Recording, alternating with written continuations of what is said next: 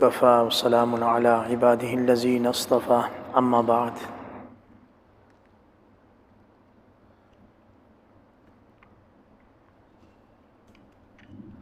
گزشتہ کل کے سورہ یوسف کے جو واقعات تھے عبرت سے بھرے ہوئے، وہ سن کر آپ لوگ آج اس کا اگلا حصہ سننے کے لیے بیتاب بھی ہیں اور شوق سے بھی بیٹھے ہوں۔ جو لوگ کل بھی بیٹھے ہوئے تھے وہ خاص طور پر یہ طلب لے کر آئے ہوئے ہیں کہ کل جو سورہ یوسف انکمپلیٹ چھوڑی ہے تو آج بغیر کوئی بات کیے ہوئے سورہ یوسف کو بس دوبارہ شروع کیا جائے۔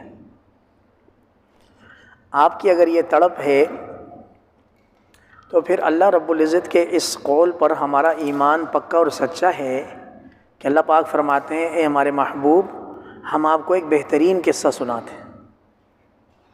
کیا خیال ہے؟ اللہ رب العزت جس قصے کو بہترین بولیں تو اس کے بہترین اور عمدہ ہونے کی کیا بات ہے؟ پھر اگر اس کے ساتھ انسان کو عربک گرامر اور پھر عربک لٹریچر اور یہ چیزیں بھی سمجھ آ جائیں تو پھر اس کا مزہ اور دوبالا ہو جاتا، بہت دوبالا ہو جاتا، کیونکہ عربی زبان کی جو اپنی جو مٹھاس ہے، جو اس کی چاشنی ہے، وہ اردو زبان اس کا احاطہ نہیں کر پاتی۔ جیسے اس کے الفاظ ہیں وقال نسوة في المدينة امرأة العزيز تراود فتاها عن نفسي قد شغفها حبا۔ اپنے ابو کے پاس بیٹھے، قد شغفها حبا۔ اب قد شغفها حبا ایک ایسا جملہ ہے کہ جس کا مطلب ادا کرنے کے لیے اردو زبان عاجز ہو جاتی۔ قد شغفها حبا کا آپ زیادہ سے زیادہ فصاحت میں ترجمہ کر دیں گے کہ وہ زلیخا یوسف علیہ السلام پر فریفتہ ہو گئی، لیکن یہ اب بھی اس کی ڈیپتھ کو نہیں پہنچ پا رہا۔ جو عربی اصلی ہے نا تو وہ اس کی حقیقت تک پہنچنے کے لیے کوئی اور زبان عاجز ہے۔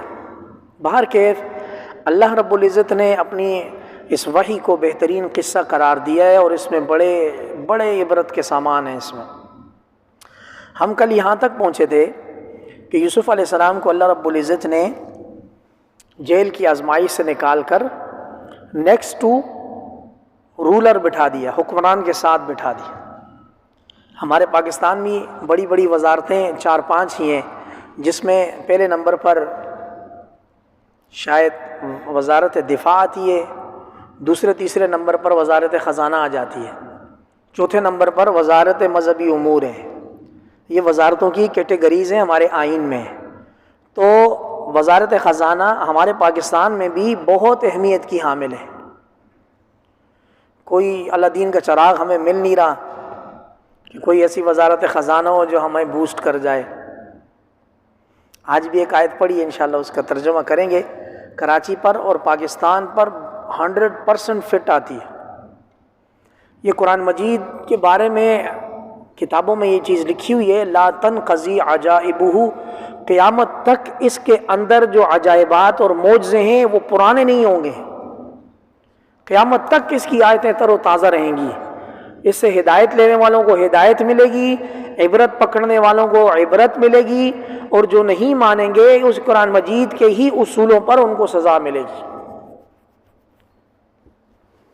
قصہ مختصر، بعد میں اللہ رب العزت نے عزیز مصر کے بعد بادشاہت بھی یوسف علیہ السلام کو دے دی۔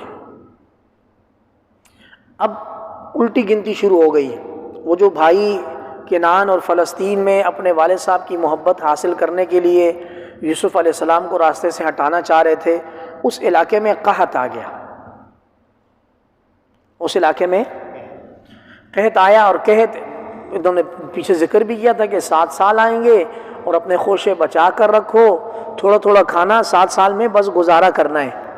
پھر 1 سال 8واں سال ایسا آئے گا، اس میں بارشیں ہوں گی اور لوگ جوس نچوڑیں گے، یعنی فراوانی آئے گی۔ اہل مصر نے یوسف علیہ السلام کی ہدایات پر عمل کیا تو ان کے پاس ریزرو سٹاک بہت زیادہ تھا، تو ادھر ادھر کے لوگ ان سے ایڈ لینے کے لیے آئے، اور ان میں یہ 10 بھائی بھی آئے۔ بھوکے تھے، بھوک انسان سے کیا کچھ کرواتی ہے، اللہ کی پناہ ہے۔ کاد الفقر ان یکون کفرن، قریب ہے کہ فقر و فاقہ کفر کا ذریعہ بن جائے۔ انسان جب بھوکا ہوتا ہے نا اور کسی کے پاس مال ہوتا ہے، اس کو بولتے ہیں مجھے دے کھانے کو، وہ بولتے ہیں نہیں پہلے کلمہ کفر بول، وہ بولتے ہیں جان بچانے کے لیے کلمہ کفر بھی دے، کھانے کو دے دے بس۔ کاد الفقر ان یکون کفرن او کما قال علیہ الصلاۃ والسلام۔ باہر کیف یہ لوگ آئے، وجاء اخوۃ یوسف فدخلوا علیہ فعرفہم وہم لہ منکرون۔ اب زمانہ بدلا ہوا تھا، یوسف علیہ السلام شباب میں نوجوان، اور وہ لوگ بھی اپنی عمریں گزار کر بڑے ہو گئے تھے۔ جب وہ دربار میں داخل ہوئے تو یوسف علیہ السلام دیکھتے ہی سب کو پہچان گئے، لیکن ان میں سے ایک بھی یوسف علیہ السلام کو نہیں پہچان سکا۔ ان کے حاشیے خیال میں بھی نہیں ہے، ان کے ذہن میں تو یہ ہے کہ یوسف علیہ السلام کو کنویں میں ڈال دیا، یوسف کا قصہ ختم ہو گیا۔ اور آیت میں پیچھے آتا ہے، کل یہ بیان نہیں کیا تھا، یوسف علیہ السلام جب کنویں میں گرے تو جبرائیل امین نے پکڑ کر ایک پتھر پر بٹھا دیا، قمیص کے بغیر، چھوٹا معصوم بچہ، اور ایک وہاں سے قافلہ آیا، قافلے والوں نے کنویں میں اپنا ڈول ڈالا کہ پانی نکالیں، جیسی ڈول آیا یوسف علیہ السلام نے چھلانگ ماری، اندر باہر نکلے۔ وہ ڈول کھینچتے کھینچتے کھینچتے، بڑی پیاری تعبیر ہے، جو جب دیکھا تو خوبصورت بچہ، قالوا یا بشرا ھذا غلام، وہ کیا بولتے ہیں، کنگریچولیشنز۔ وہ لوگ تو تجارتی قافلے میں جا رہے تھے، اگر ان کو کوئی بندہ لاوارث ملے گا تو وہ بولیں گے یہ تو اور مال تجارت مل گیا۔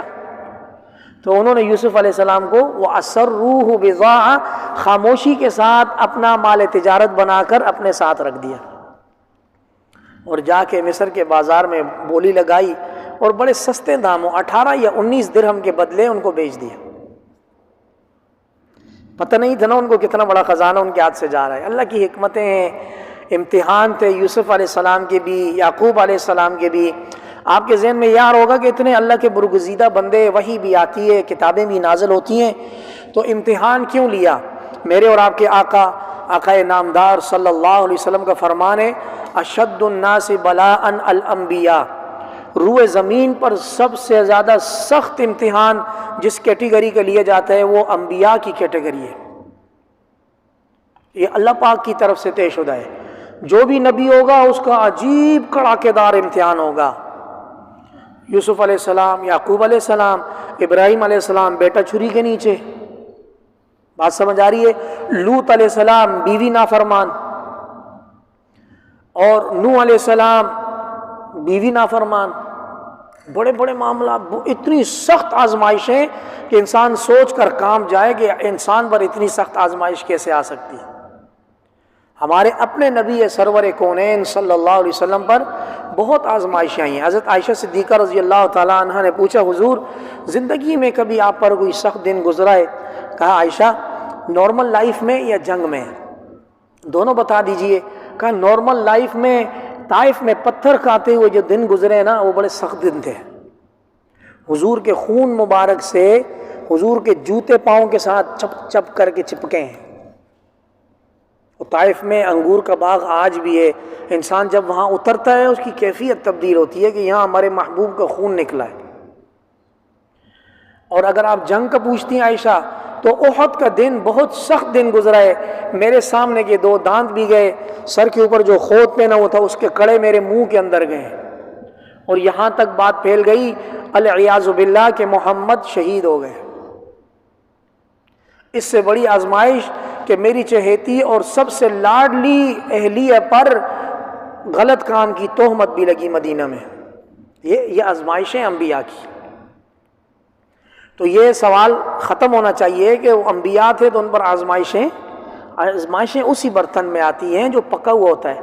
آپ کمار کے پاس جائیں نا جو مٹی کے برتن بیچتا ہے، تو اس نے باہر بہت ساری چیزیں بنا کر لگائی ہوتی ہیں، تو خریدنے والا جا کے مارتا ہے، جس میں سے کھنکھناتی آواز آتی ہے نا، تو خریدار بولتا ہے یار یہ برتن آگ میں صحیح پکا ہوا ہے، یہ برتن جس میں سے آواز نہ ہے بولتے ہیں یہ ابھی کچا ہے، یہ ٹوٹ جائے گا۔ جو اچھا کھنکھناتا پکا ہوا برتن ہوتا ہے اس کو کہ دانا خاک میں مل کر گلو گلزار ہوتا ہے. کندن بننے کے لیے پہلے آگ میں جانا پڑتا ہے، پگھلنا پڑتا ہے، پھر انسان سے ڈیزائن بنتا ہے.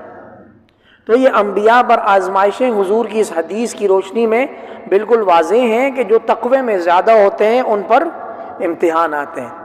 ہمارے رویے کچھ غلط ہیں.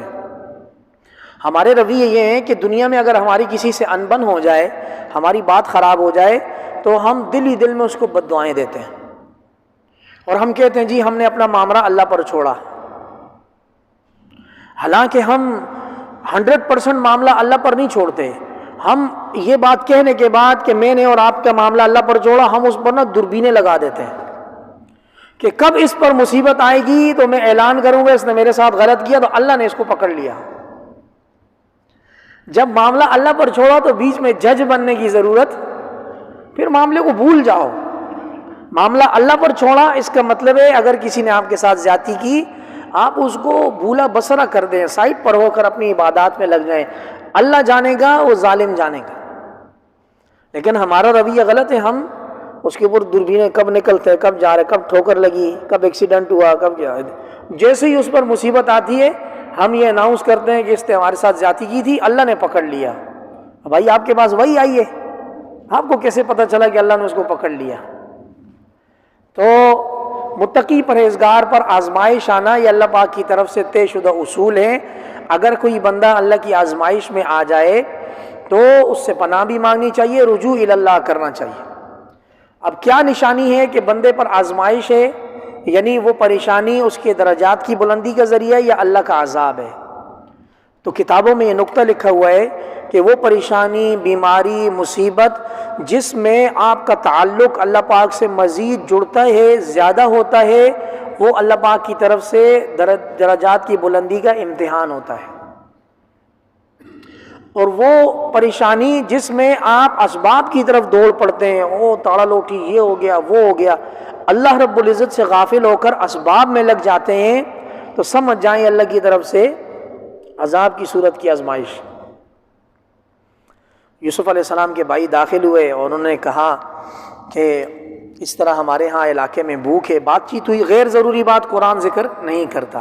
یہ درمیان کا مکالمہ مفسرین نے لکھا ہوا ہے کہ اس طرح ہم آئیں، چند بھائی آئیں، ہمارے اور بھائی بھی ہیں، تو ہر ایک کا ہمیں حصہ چاہیے.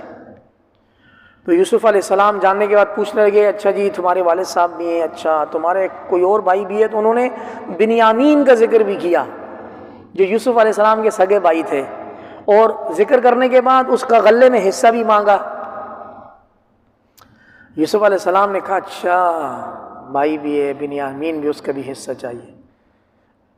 ایک شرط پہ دوں گا. کیا؟ کہا اگلی دفعہ اس کو ساتھ لے کر آؤ گے،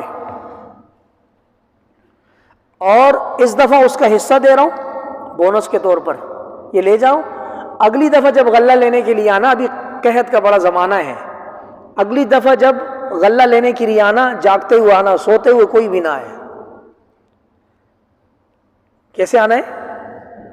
کسی کی اگر آنکھیں بند ہوئی تو میں دعا کر کے گھر چلا جاؤں گا. میں سچ بتا دوں، میں اتنا دلچسپ واقعہ بیان کر رہا ہوں، آپ پر سکینت نازل ہو رہی ہے. جس کو نیند آ رہی ہے ایسے چکر لگا کے واپس آ جائے، کچھ نہیں کہوں گا. تو وہ یوسف علیہ السلام نے کہا اگلی دفعہ آنا تو اس بھائی کے لیے جس کے لیے میں غلہ دے رہا ہوں اس کو ساتھ لے کر آنا. اگر اس کو نہ لائے، آپ میں سے کسی ایک کو ایک دانہ چاول بھی نہیں دوں گا. اب یوسف علیہ السلام کا پلہ بھاری ہو گیا نا بھائی، عہدہ بھی آ گیا، دینا بھی آ گیا. اور دوسرا کام یوسف علیہ السلام نے یہ کیا بھائیوں کے ساتھ خیر خواہی کرتے ہوئے کہ وہ بارٹر سیل تھی. بارٹر سیل اس کو بولتے ہیں، سامان کے بدلے میں سامان. پیسہ تو نہیں تھا، وہ کوئی چمڑا لائے تھے، کوئی جوتے لائے تھے، اس کے بدلے میں ان کو غلہ دیا اور اپنے اسٹاف کو بولا کہ یہ جو چیزیں لائی ہیں نا، یہ ان کا جو مال ہے یہ واپس ان کے غلے میں رکھ دو، اور اپنی طرف سے اپنے بھائیوں کے غلے کا پیسہ ادا کر دیا. اپنے بھائیوں کے ساتھ، ان بھائیوں کے ساتھ جنہوں نے کنویں میں ڈالا تھا، ان کے ساتھ احسان کی ابتدا کر دی. حالانکہ ہم میں سے کوئی ہوتا بولتا ہے ان کو تو ڈیتھ وارنٹ ہے، ڈالے میں ڈال کے لے جاؤ ان کو.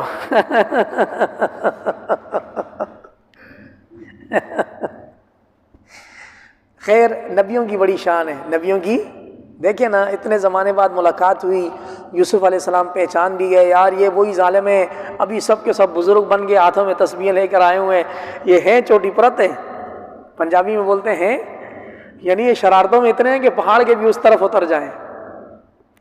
یہ سب کچھ طے ہوا، سب کچھ ہوا، اور ان لوگوں نے کہا ہاں ہاں وہ بنیامین اپنے والد صاحب کا بہت چہیتا ہے، ہم کوشش کریں گے اس کو اپنے والد صاحب سے منانے کی، مان گئے والد صاحب تو آ جائیں گے۔ یہ خوشی خوشی غلہ لے کر گھر پہنچے، والد صاحب کو کہا او والد صاحب بنیامین کو آپ نے ہمارے ساتھ نہیں بھیجا، اگلی دفعہ تو ہمارا دانا پانی رک گیا ہے، اس کو ہمارے ساتھ بھیجنا ہے۔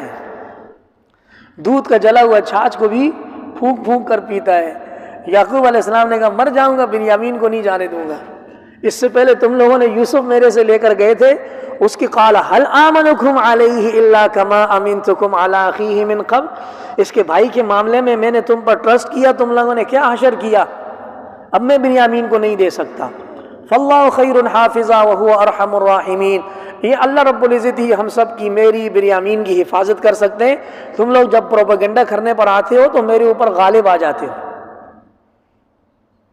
یہ سب کچھ کیا، جب اپنا سامان کھولا تو دیکھا اس کے اندر غلہ بھی ہے اور ان کا مال ہے، وہ مال تجارت بھی ہے جو پیسے کی صورت میں ساتھ لے کر گئے تھے۔ پریشان ہو گئے، والد صاحب کو ماں نبغی، ہمیں نہیں پتہ یہ کیسے آیا ہے، ہمیں غلہ بھی آ گیا اور جو خریدنے کے لیے چیزیں لے کر گئے تھے وہ بھی واپس آ گئیں۔ ہذہ بضاعتنا ردت الینا، یہ ساری چیزیں واپس آ گئیں، سامان واپس آ گیا۔ باہر کیف اگلی دفعہ ہم جب جائیں گے تو اپنے بھائی کا بھی حصہ لے کے آئیں گے، اپنا بھی لے کے آئیں گے، اس کو ہمارے ساتھ بھیجو۔ بات سمجھ آ گئی؟ یعقوب علیہ السلام نے کہا وَلَنَجْعَلْنَ دَيْسًا لَنْ أُرْسِلَهُ مَعَكُمْ، ہرگز نہیں بھیجوں گا یہاں تک کہ ایفیڈیوٹ لے کر آؤ،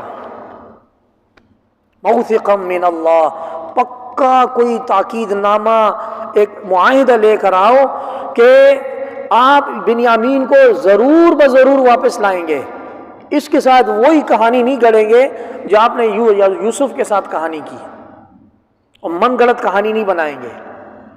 ہاں اگر مصیبت نازل ہو گئی تم سب پر تو میں کچھ نہیں کہہ سکتا، تقدیر غالب ہے۔ وہ ایفیڈیوٹ اور معاہدہ لے آئے اور اس کے آخر میں لکھا ہوا تھا اللہ علی ما نقول وکیل، ہم جو کچھ کہتے ہیں اللہ اس کا نگہبان اور نگران ہے۔ اب بھوک تھی، دوبارہ غلے کے لیے بھیجے۔ یعقوب علیہ السلام نے نکلتے ہوئے بیٹوں کو بولا، اب 11 بیٹے گئے، کتنے گئے؟ 12واں بیٹا آگے تخت پر بیٹھا ہے مصر پہ۔ یعقوب علیہ السلام نے کہا میرے بچوں تم 11 بھائی ہو، ایک دروازے سے محل میں داخل نہیں ہونا، نظر لگ جائے گی، مختلف دروازوں میں سے داخل ہونا۔ یہاں ایک بڑی ڈیپ علمی بحث ہے نظر بد کی، اس سے بچنے کے اسباب کی، ٹائم نہیں ہے ورنہ اس کو ڈسکس ابھی نہیں کر سکتے، سارا قصہ رہ جائے گا۔ باہر کے قرآن مجید میں آتا ہے کہ یعقوب علیہ السلام نے اپنے بچوں کو سمجھایا، اور وہ اللہ کی تقدیر کے مقابلے میں ان کے یہ مشورے کام نہیں آ سکتے تھے، مگر یہ کہ حکم اللہ پاک کا ہی غالب ہوتا ہے اور اس پر توکل کرنے والے کامیاب رہتے ہیں، اور توکل کرنے والے صرف اللہ پر ہی توکل کرتے ہیں۔ وہ بھائی اسی طرح مختلف دروازوں سے داخل ہوئے، اور جب یوسف علیہ السلام کے پاس داخل ہوئے تو یوسف علیہ السلام نے بنیامین کو اپنے پاس بلا لیا۔ یہاں تفسیر میں مختلف واقعات لکھے ہیں، ایک واقعہ میں ذکر کرتا ہوں۔ یوسف علیہ السلام نے جب بنیامین کو دیکھا بھائی کے ساتھ آئے نا، تو اس دفعہ اپنے بھائیوں کا اکرام کیا، کھانے کا دسترخوان لگایا۔ تو ان بھائیوں نے، وہ 10 سگے تھے، ایک ماں سے تھے، تو وہ 2 جوڑیاں بیٹھ گئے۔ تو بنیامین نے حسرت کی، کاش یوسف ہوتا تو مجھے اپنے پاس بٹھاتا، کاش میرا بھائی یوسف ہوتا تو وہ مجھے اپنے پاس بٹھاتا، یوسف پتہ نہیں کہاں گیا۔ تو یوسف علیہ السلام نے الگ کر کے بنیامین کو اپنے پاس بٹھا کر کان میں کہا میں تیرا بھائی یوسف ہوں،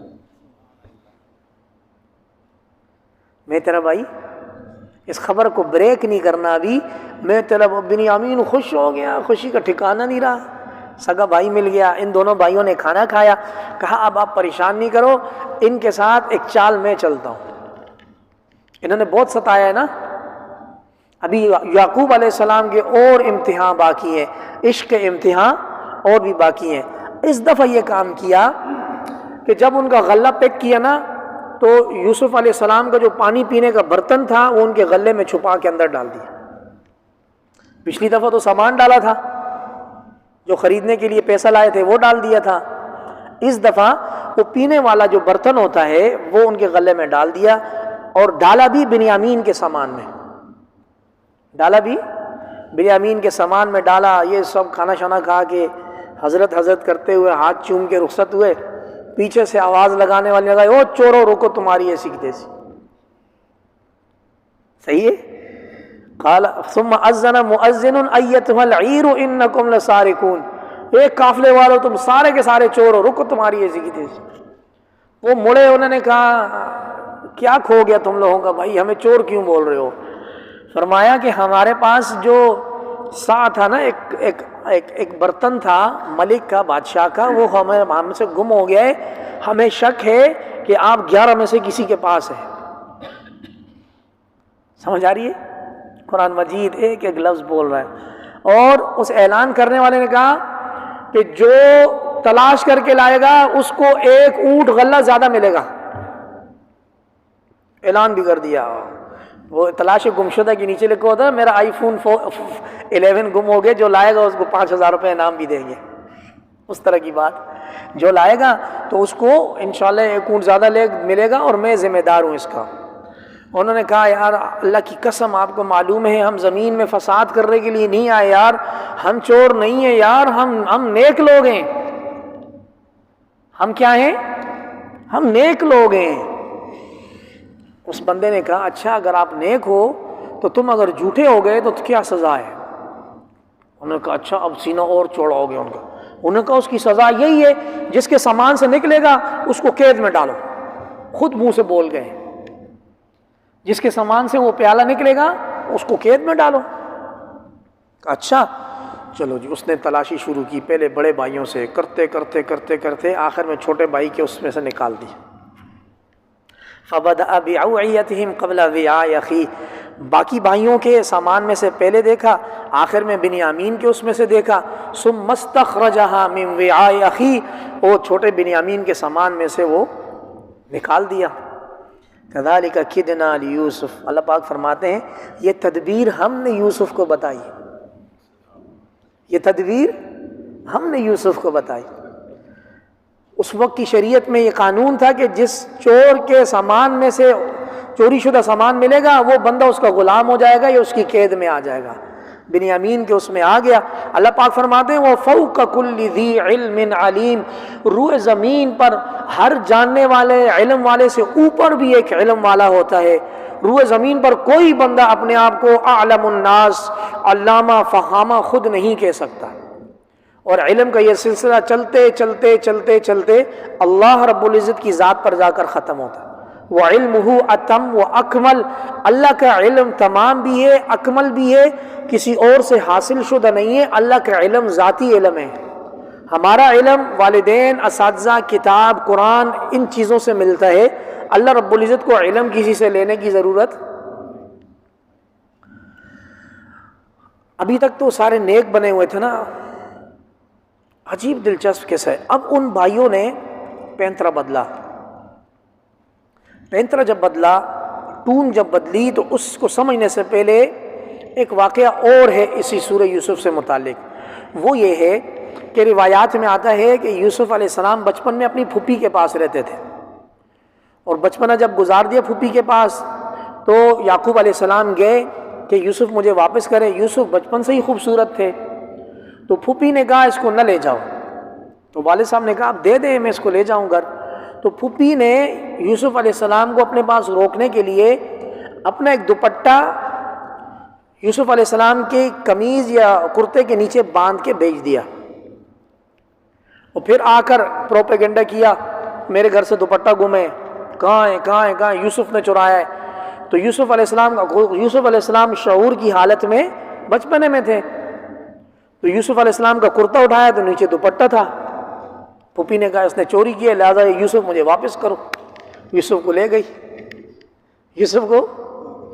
تو یہ ایک تدبیر کی، سیم بعینی تدبیر یوسف علیہ السلام نے بنیامین کو حاصل کرنے کے لیے پھر عزیز مصر کے اس میں کی۔ سمجھ آ رہی ہے ساری بات؟ اب یہ بچپن کا واقعہ، یوسف علیہ السلام معصوم بچے، پھوپھی نے محبت میں ان کو روکنے کے لیے سب کچھ کیا۔ بات سمجھ آ رہی ہے؟ ان بھائیوں نے کہا اگر بنیامین نے چوری کی ہے نا، قالوا ان یسرق، تو بنیامین کا ایک بھائی تھا یوسف، اس نے بھی بچپن میں چوری کی تھی، اور یوسف علیہ السلام سامنے بیٹھے ہوئے سن رہے ہیں. کیا عجیب سسپینس ہے. قالوا ان یسرق فقد سرق اخ له من قبل، اس کا ایک بھائی تھا اس سے پہلے، اس نے بھی بچپن میں چوری کی تھی، کوئی نئی بات نہیں ہے، یہ بنیامین اور یوسف دونوں ہے ہی چور ہیں. اف، کتنی برداشت ہے بھائی. یوسف علیہ السلام ابھی تک نہیں بتا رہے کہ تم لوگ بڑے بد دیانت قسم کے لوگ ہو، غلط مانگنے کے لیے آئے ہو اور غلط باتیں کیسی کر رہے ہو. فَأَسَرَّهَا يُوسُفُ فِي نَفْسِهِ وَلَمْ يُبْدِهَا لَهُمْ، یوسف علیہ السلام ان کی یہ بات پی گئے، چھپا گئے، اور دل میں کہا، پنجابی زبان میں، تم سارے ماں ٹنگے ہو. قَالَ أَنْتُمْ شَرٌّ مَكَانًا، شریر قسم کے لوگ ہو تم. کیا ہو؟ میرے منہ پر میرے اوپر جھوٹ باندھ رہے ہو.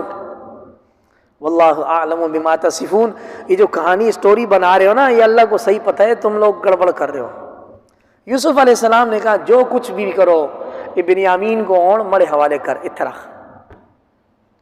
اب وہ ایفیڈیوٹ سائن کر کے آئے ہوئے تھے کہ ہم بنیامین کو لے کر جائیں گے، واپس لائیں گے. والد نے کہا تھا تم لوگوں نے پہلے یوسف گمایا، اب بنیامین گماؤ گے.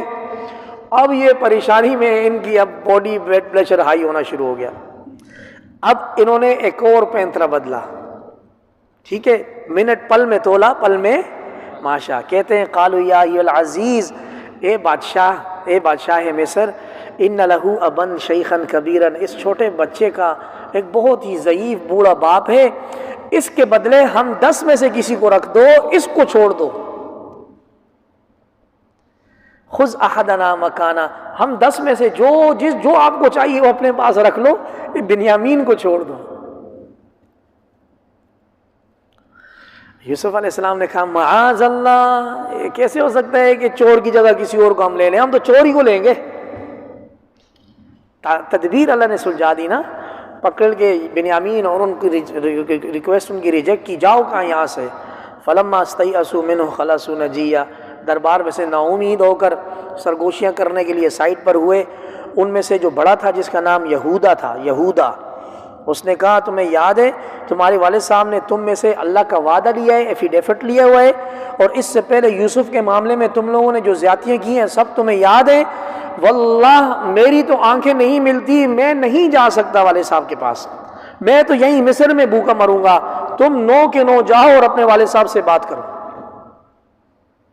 سمجھ آئی؟ حالات بدلتے ہوئے ٹائم نہیں لگتے. آپ کے پاس طاقت ہو، پیسہ ہو، عہدہ ہو، اس میں نرمی اختیار کریں، بیجا سختی نہ کریں. بیجا یہ 10 تھے، طاقت میں تھے، انہوں نے کہا بھائی ہم تو والد صاحب کے چہیتے ہو جائیں گے.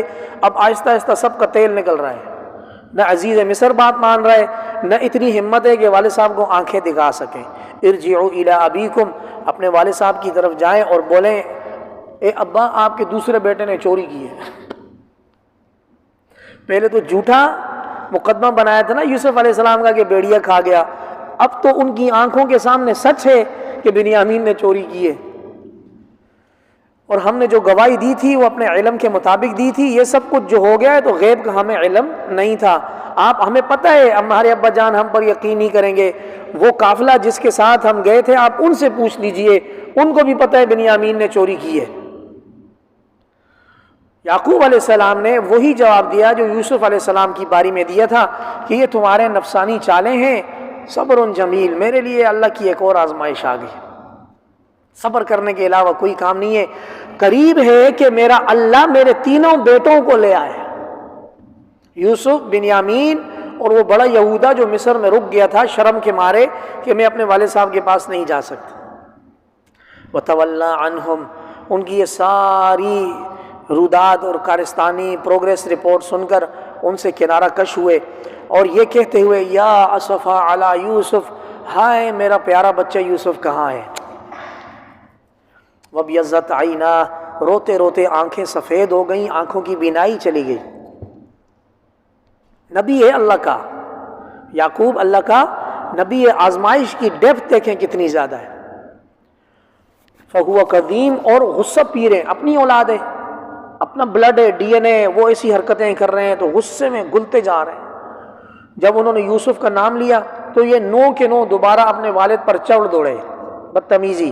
قالوا تاللہ تفتأ تذکر یوسف، یہ میں الفاظ ان لوگوں کے لیے استعمال کر رہا ہوں جو آج کے زمانے میں اپنے والدین کو بولتے ہیں ابا آپ کو تو پتہ ہی نہیں ہے، ابا آپ پرانے زمانے کے لوگ، آپ کو ای میل کا کیا پتہ ہے، آپ کو گوگل فوٹو اور اسکین کا کیا پتہ ہے۔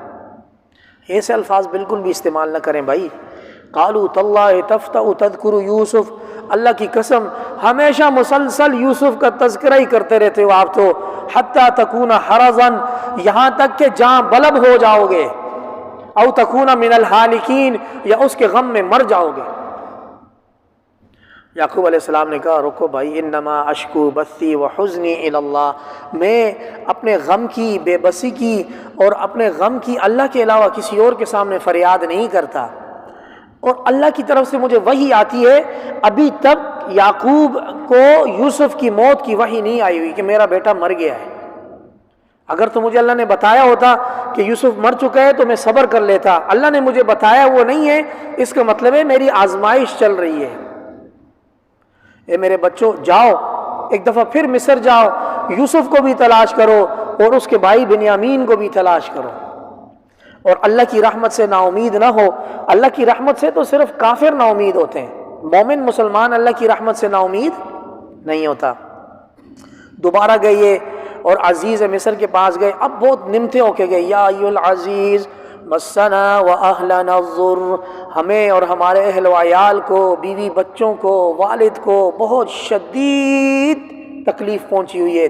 وجئنا ببضاعۃ مزجاۃ، اور ہم کھوٹے سکے لے کر آئے، ہم کھوٹے سکے لے کر آئے، ہمیں پورا پورا آپ دے دیں غلہ، اور تھوڑا ہم پر صدقہ بھی کر لیں، تھوڑا مزید بھی عطا کر لیں۔ ان اللہ یجزی المتصدقین، اللہ پاک زیادہ دینے والوں کو بہت جزائے خیر دیتا ہے۔ دیکھ رہے ہیں کیسے اونٹ پہاڑ کے نیچے آیا ہے، پہلے کنویں میں گرا رہے تھے، اب منتیں کر رہے ہیں، اب وہ جزاک اللہ ماشاء اللہ بول رہے ہیں۔ ایسا ہمارے ساتھ بھی ایسا ہوتا ہے، اللہ معاف کرے، دل گردہ بہت بڑا کرنا پڑتا ہے۔ کوئی بندہ اتراتا ہوا جاتا ہے، کسی ایسی مصیبت میں پھنستا ہے، اور پھر آ کے امام مسجد بولتا ہے حضرت کچھ کر لے، میرا طلاق ہو گئی ہے، بچا دیں کسی طرح۔ اس وقت عجیب ترس آ رہا ہوتا ہے، یار یہ کیسے معاشرے میں پکڑا ہی نہیں دیتا تھا اور اب بالکل پاؤں میں آ کے پڑ گیا۔ خیر، نبیوں کا کام ہے برداشت کرنا بھائی۔ یوسف علیہ السلام نے یہاں اپنا راز فاش کیا۔ جب انہوں نے یہ عرض رکھی نا تو یوسف علیہ السلام نے ان سے ایک سوال کیا، قال هل علمتم ما فعلتم بیوسف واخیہ، تمہیں یاد ہے کہ تم 9 نے یا 10 نے مل کر یوسف اور اس کے بھائی بنیامین کے ساتھ کیا کیا تھا؟ اب جب یہ نیوز بریک ہوئی بادشاہ مصر کے منہ سے تو ان کے پاؤں کے نیچے سے زمین چلی گئی کہ یار یہ ہمارا راز اس بندے کو کیسے پتہ ہے، کیونکہ جب ہم یوسف کو کنویں میں ڈال رہے تھے وہاں نہ سی سی ٹی وی تھا، نہ کوئی مخبر تھا، کچھ بھی نہیں تھا، ہم نے ڈالا تھا، ہمیں پتہ ہے، ہمارے خدا کو پتہ ہے، یہ بادشاہ مصر کو کیسے پتہ ہے؟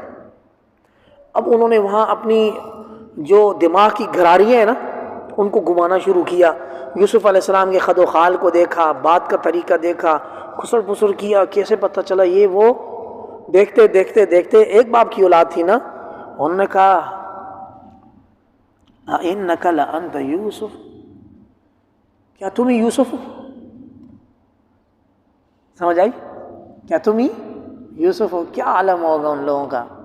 قال انا یوسف وہذا اخی، پاس ہی بنیامین روکے ہوئے تھے، فرمایا میں یوسف ہوں اور یہ میرا بھائی بنیامین ہے۔ ہائے ہائے، قد من اللہ علینا، اللہ نے ہم پر بڑا انعام کیا ہے، اللہ نے ہم پر، دیکھو آپ نے مجھے کنویں میں چھوڑا تھا، میں کہاں بیٹھا ہوں۔ انہ من یتقی ویصبر، مصیبتوں پر صبر کرے گا، اللہ پاک نیکوکار اخلاص کے ساتھ احسان کرنے والوں کا، نیکی کرنے والوں کا کبھی اجر ضائع نہیں کرے۔ اب وہ سارے بھائی ذلت کی گھاٹیوں میں، شرمندگی میں اتر گئے، سب نے کہا اللہ کی قسم اللہ نے تجھے عزت دی ہے یوسف، ہم پر، ہم خطا کار تھے۔ اب سرنڈر کر دیا۔ یوسف علیہ السلام اللہ کے نبی تھے، فرمایا لا تثریب علیکم اليوم، کوئی تانا، کوئی ٹونٹ، کوئی طنز نہیں، معاف کیا۔ کتنی بڑی بات، یغفر اللہ لکم، اللہ بھی تمہیں معاف کرے گا، وہ بڑا رحم کرنے والا ہے۔ انہوں نے بتایا والد صاحب ضعیف ہو گئے ہیں، تمہارے غم میں روتے روتے اندھے ہو گئے ہیں، بینائی چلی گئی ہے۔ یوسف علیہ السلام نے اپنی قمیص دی، فرمایا یہ قمیص اللہ کا نام لے کر میرے والد صاحب کے چہرے پر ڈالنا، انشاءاللہ میرے والد صاحب کی بینائی واپس آ جائے گی، جاؤ اور پوری فیملی کو لے کر آ جاؤ مصر۔ اس سوال کا جواب جو محمد صلی اللہ علیہ وسلم سے پوچھا کہ مصر اور فلسطین سے یہ لوگ مصر کیسے شفٹ ہوئے تھے، وَأْتُونِي بِأَهْلِكُمْ أَجْمَعِينَ، اتنے چھوٹے سے جملے میں ان کے سوال کا جواب ہے، جبکہ پوری کی پوری صورت اللہ نے حضور صلی اللہ علیہ وسلم کی دلجوئی کے لیے نازل کر دی۔ وہاں سے قافلہ نکلا یوسف علیہ السلام کی قمیض لے کر، اور یہاں فلسطین میں یعقوب علیہ السلام کہتے ہیں انی لأجد ریح یوسف لولا ان تفندون، میرے بچوں اگر آپ اے ابا جان ہمارے لیے اللہ سے ہمارے گناہوں کی توبہ کیجیے، شفاعت طلب کی نبی سے، ان کے بیٹوں نے، انا کنا خاطئین، ہم سے بہت بڑی غلطی ہو گئی۔ اللہ رب العزت کو اپنا اقراری مجرم بندہ بہت پسند ہے، سمجھ آئی؟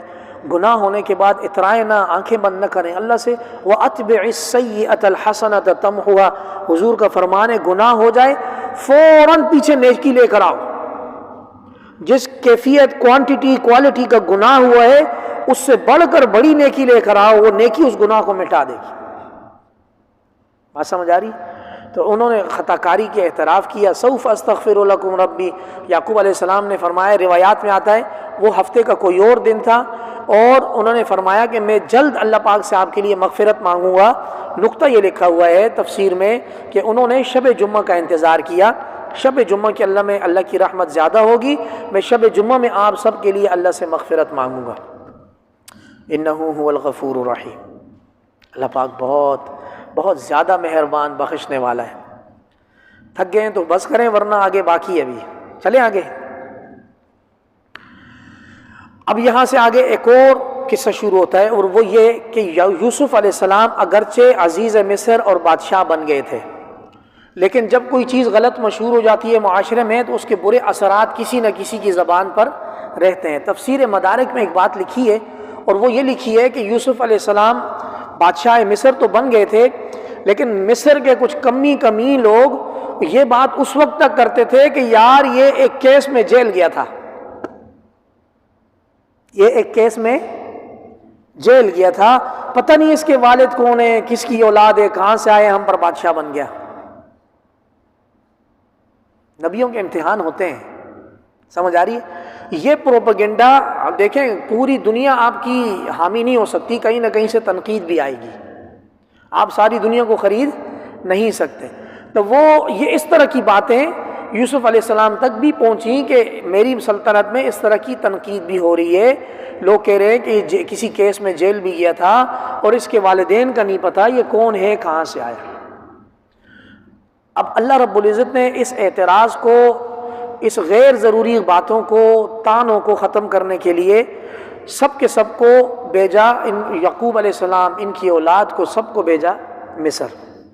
یہ لوگ مصر آئے، یوسف علیہ السلام نے کسی کو کچھ نہیں بتایا، 70,000 کا لشکر پروٹوکول بنا کر مصر کے راستوں پر دائیں بائیں کھڑا کر دیا اور کہا میں آج بتاؤں گا میں کس کی اولاد ہوں،